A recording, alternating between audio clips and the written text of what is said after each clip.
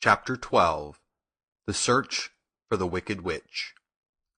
The soldier with the green whiskers led them through the streets of the Emerald City until they reached the room where the guardian of the gates lived. This officer unlocked their spectacles to put them back in his great box, and then he politely opened the gate for our friends. "Which road leads to the Wicked Witch of the West?" asked Dorothy. "There is no road," answered the guardian of the gates. "No one ever wishes to go that way." "How then are we to find her?" inquired the girl. "That will be easy," replied the man. "For when she knows you are in the country of the Winkies, she will find you, and make you all her slaves." "Perhaps not," said the Scarecrow, "for we mean to destroy her." "Oh, that is different," said the guardian of the gates. "No one has ever destroyed her before. So naturally I thought she would make slaves of you, as she has of the rest. But take care, for she is wicked and fierce, and may not allow you to destroy her. Keep to the west, where the sun sets, and you cannot fail to find her." They thanked him and bade him good-bye, and turned toward the west, walking over fields of soft grass dotted here and there with daisies and buttercups.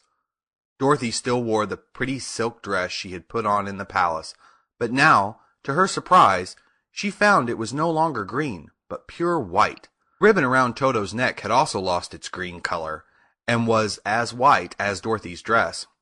The Emerald City was soon left far behind. As they advanced, the ground became rougher and hillier, for there was no farms nor houses in this country of the West, and the ground was untilled. In the afternoon, the sun shone hot in their faces, for there were no trees to offer them shade, so that before night Dorothy and Toto and the lion were tired and lay down upon the grass and fell asleep, with the woodman and the Scarecrow keeping watch. Now the Wicked Witch of the West had but one eye, yet that was as powerful as a telescope, and she could see everywhere. So, as she sat in the door of her castle, she happened to look around and saw Dorothy lying asleep with her friends all about. They were a long distance off, but the Wicked Witch was angry to find them in her country, so she blew upon a silver whistle that hung around her neck.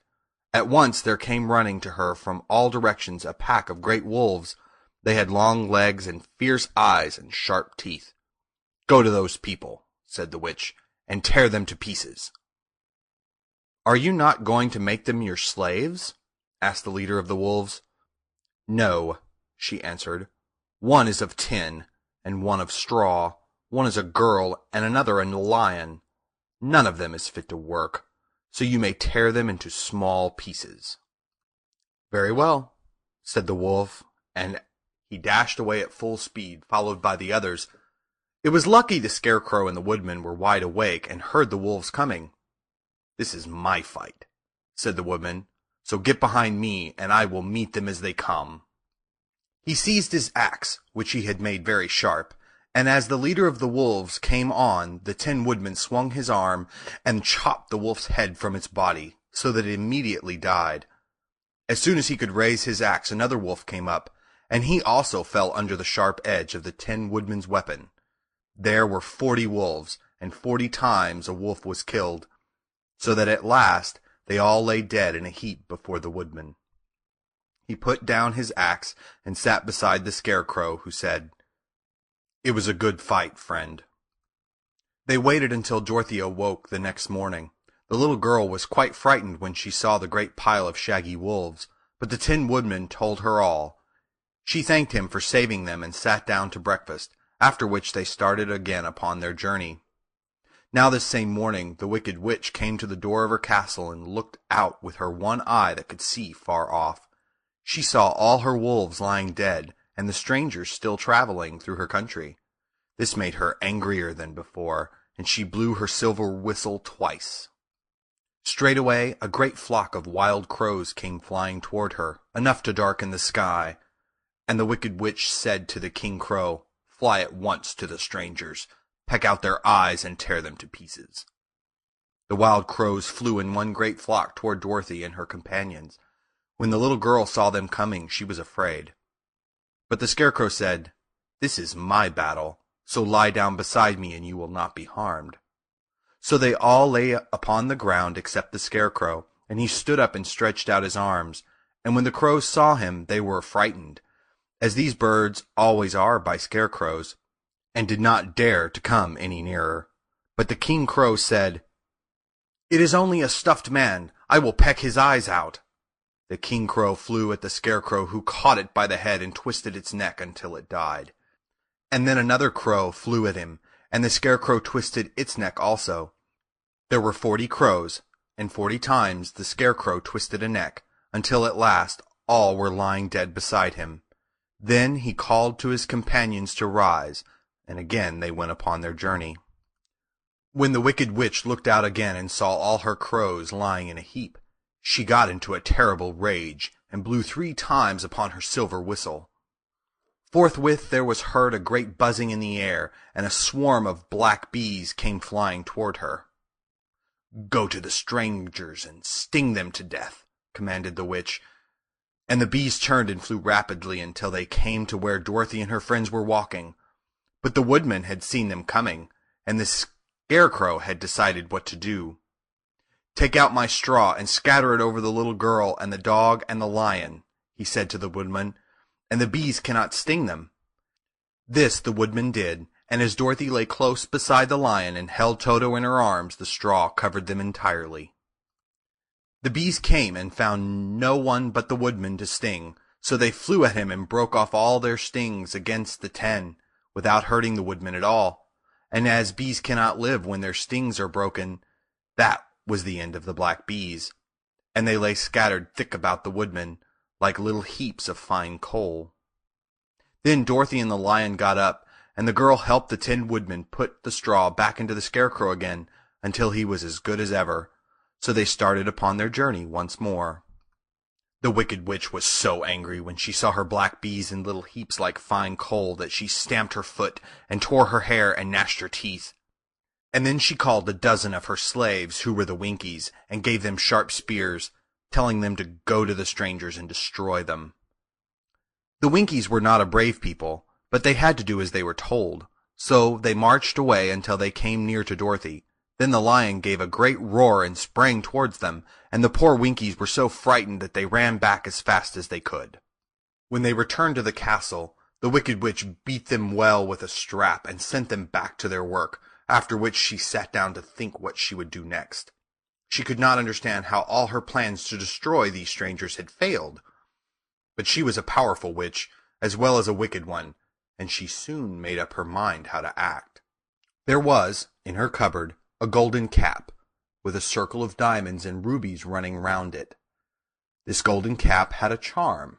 Whoever owned it could call 3 times upon the winged monkeys, who would obey any order they were given. But no person could command these strange creatures more than 3 times. Twice already the Wicked Witch had used the charm of the cap. Once was when she had made the Winkies her slaves, and set herself to rule over their country. The winged monkeys had helped her do this. The second time was when she had fought against the great Oz himself, and had driven him out of the land of the West. The winged monkeys had also helped her in doing this. Only once more could she use this golden cap, for which reason she did not like to do so until all her other powers were exhausted. But now that her fierce wolves and her wild crows and her stinging bees were gone, and her slaves had been scared away by the cowardly lion, she saw that there was only one way left to destroy Dorothy and her friends. So the Wicked Witch took the golden cap from her cupboard and placed it upon her head. Then she stood upon her left foot and said slowly, "Epi, Peppy, Kaki." Then she stood upon her right foot and said, "Hillo, holo, hello."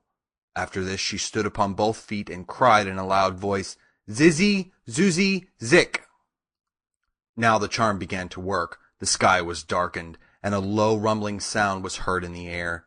There was a rushing of many wings, a great chattering and laughing, and the sun came out of the dark sky to show the Wicked Witch surrounded by a crowd of monkeys, each with a pair of immense and powerful wings on its shoulders.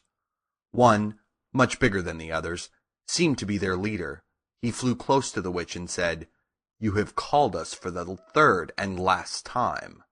What do you command?"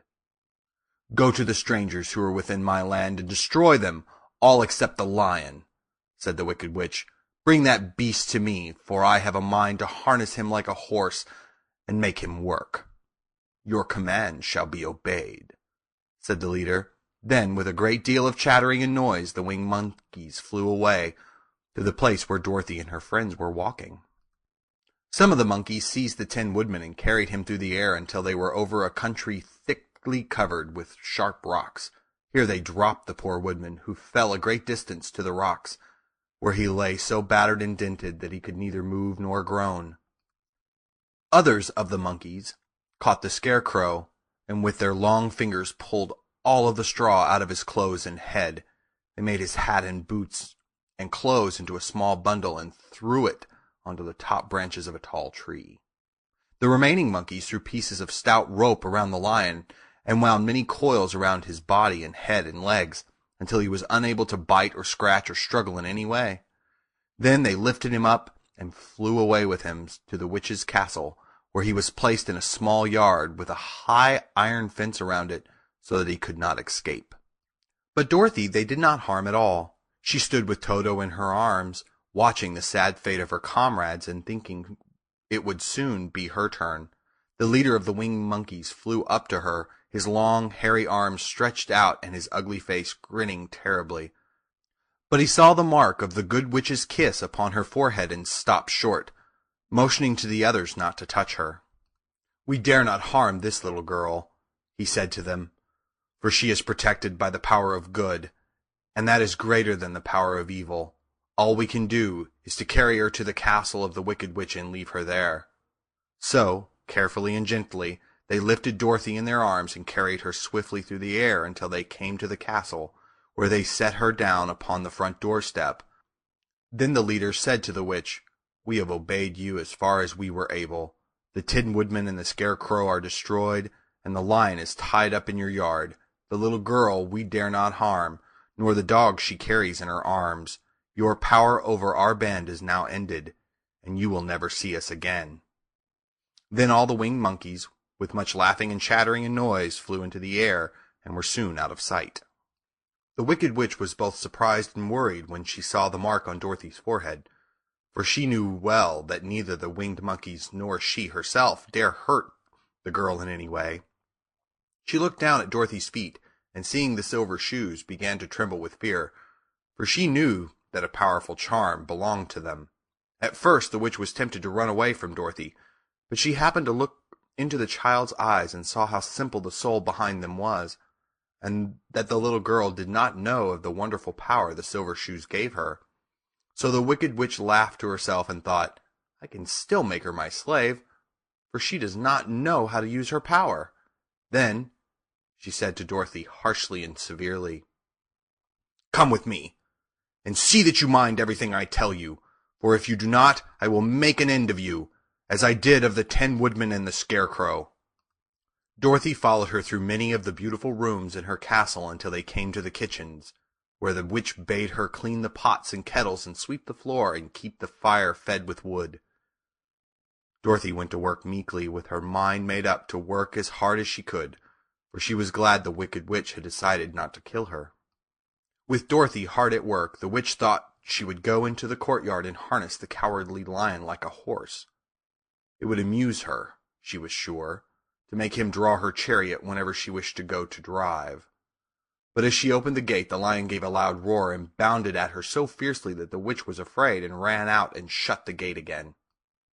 "If I cannot harness you," said the witch to the lion, speaking through the bars of the gate, "I can starve you. You shall have nothing to eat until you do as I wish." So after that she took no food to the imprisoned lion, but every day she came to the gate at noon and asked, "Are you ready to be harnessed like a horse?" And the lion would answer, "No, if you come in this yard, I will bite you." The reason the lion did not have to do as the witch wished was that every night, while the woman was asleep, Dorothy carried him food from the cupboard. After he had eaten, he would lie down on his bed of straw, and Dorothy would lie down beside him and put her head in his soft, shaggy mane, while they talked of their troubles and tried to plan some way to escape. But they could find no way to get out of the castle, for it was constantly guarded by the yellow Winkies, who were the slaves of the wicked witch, and were too afraid of her not to do as she told them. The girl had to work hard during the day, and often the witch threatened to beat her with the same old umbrella she always carried in her hand. But in truth, she did not dare to strike Dorothy because of the mark upon her forehead. The child did not know this, and was full of fear for herself and Toto. Once the witch struck Toto a blow with her umbrella, and the brave little dog flew at her and bit her leg in return. The witch did not bleed where she was bitten, for she was so wicked that the blood in her had dried up many years before. Dorothy's life became very sad, as she grew to understand that it would be harder than ever to get back to Kansas and Aunt Em again. Sometimes she would cry bitterly for hours, with Toto sitting at her feet and looking into her face, whining dismally to show how sorry he was for his little mistress. Toto did not really care whether he was in Kansas or the Land of Oz so long as Dorothy was with him, but he knew the little girl was unhappy, and that made him unhappy too. Now the wicked witch had a great longing to have for her own the silver shoes which the girl always wore. Her bees and her crows and her wolves were lying in heaps and drying up, and she had used up all the power of the golden cap. But if she could only get a hold of the silver shoes, they would give her more power than all the other things she had lost. She watched Dorothy carefully to see if she ever took off her shoes, thinking she might steal them. But the child was so proud of her pretty shoes that she never took them off, except at night when she took her bath. The witch was too much afraid of the dark to dare go into Dorothy's room at night to take the shoes, and her dread of water was greater than her fear of the dark, so she never came near when Dorothy was bathing. Indeed, the old witch never touched water, nor ever let water touch her in any way. But the wicked creature was very cunning, and she finally thought of a trick that would give her what she wanted. She placed a bar of iron in the middle of the kitchen floor, and then by her magic arts made the iron invisible to human eyes, so that when Dorothy walked across the floor she stumbled over the bar, not being able to see it, and fell at full length. She was not much hurt, but in her fall one of the silver shoes came off, and before she could reach it, the witch had snatched it away and put it on her own skinny foot. The wicked woman was greatly pleased with the success of her trick, for as long as she had one of the shoes, she owned half the power of their charm, and Dorothy could not use it against her, even had she known how to do so. The little girl, seeing she had lost one of her pretty shoes, grew angry, and said to the witch, "Give me back my shoe." "I will not," retorted the witch, "for it is now my shoe, and not yours." "You are a wicked creature," cried Dorothy. "You have no right to take my shoe from me." "I shall keep it just the same," said the witch, laughing at her, "and some day I shall get the other one from you too." This made Dorothy so very angry that she picked up the bucket of water that stood near and dashed it over the witch, wetting her from head to foot. Instantly the wicked woman gave a loud cry of fear, and then, as Dorothy looked at her in wonder, the witch began to shrink and fall away.